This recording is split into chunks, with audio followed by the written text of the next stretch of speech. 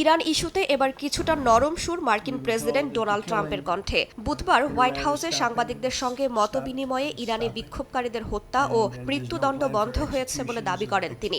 বলেন, দেশটিতে বিক্ষোভকারীদের হত্যা বন্ধের পাশাপাশি আটক কিংবা গ্রেফতার কারো মৃত্যুদণ্ড কার্যকরের পরিকল্পনাও স্থগিত করা হয়েছে।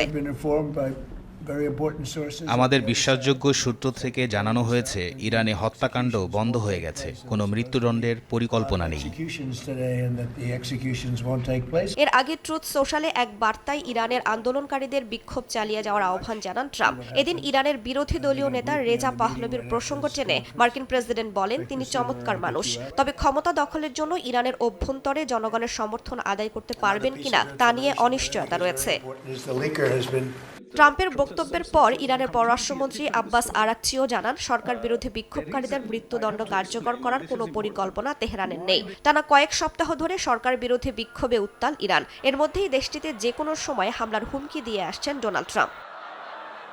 বুধবার বিভিন্ন ঘাঁটি থেকে আংশিক সেনা সরিয়ে নেওয়ার পাশাপাশি নিজ দেশের নাগরিকদের ইরান ত্যাগে নির্দেশ দেওয়া হয়। পোল্যান্ড, ইতালি, স্পেন সহ আরও কয়েকটি দেশ তাদের নাগরিকদের এই নির্দেশ দিয়েছে। ইরানে নিজেদের দূতাবাস সাময়িকভাবে স্থগিত করেছে যুক্তরাজ্য। এ পরিস্থিতিতেই ইরানে হামলা হলে যুদ্ধের জন্য তারা প্রস্তুত বলে জানিয়েছে দেশটির বিপ্লবী গার্ড বাহিনী।